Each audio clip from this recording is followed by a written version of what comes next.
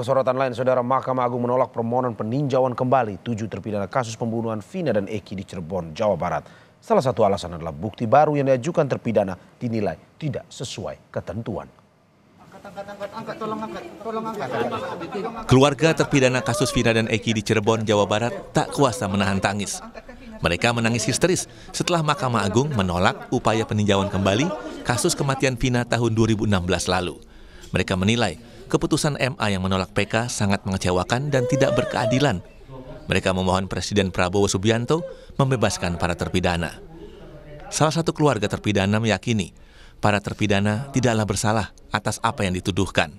Anak-anak kami itu bebas karena anak-anak kami itu sebenarnya tidak bersalah dan tidak pernah melakukan perbuatan yang sekeji itu. Hanya tolong Bapak Presiden, mohon dengarkan keluh kesah rakyat kecil ini untuk membantu membebaskan anak-anak kami. Mahkamah Agung menolak PK 7 terpidana kasus pembunuhan Vina dan Eki di Cirebon.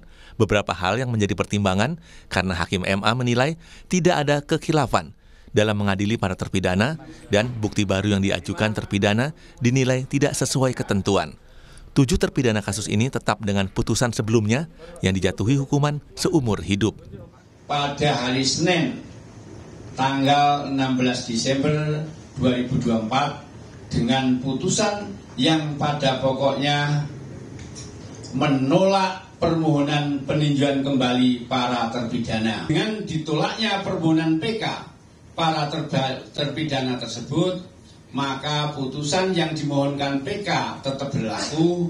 Kepanitraan Pidana Umum Mahkamah Agung setelah perkara diminutasi akan segera menyelesaikan proses administrasi perkara para terpidana dan setelahnya akan mengirimkan kembali kepada pengadilan pengaju, dalam hal ini Pengadilan Negeri Cirebon.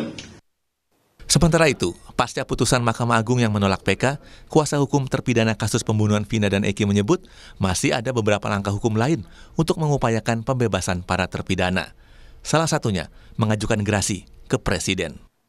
Masih banyak ya langkah, ada gerasi, ada abolisi, ada asimilasi, ada amnesti, ada PK kedua, ketiga, ya upaya hukum lain masih banyak ya yang bisa kita lakukan. Saya hanya mengatakan bahwa ini bukan kiamat, tapi secara kuasa hukum menurut kami ini tragedi buat Indonesia.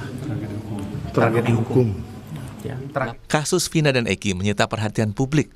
Peristiwa yang terjadi 2016 lalu ini diduga ada kesalahan prosedur penanganan kasusnya oleh Polres Cirebon. Mabes Polri sempat turun tangan, tersangka Peggy Setiawan menang di pra-peradilan, hingga para terpidana membuat kasus ini bergulir ke Mahkamah Agung untuk peninjauan kembali. Tim Liputan, Kompas TV.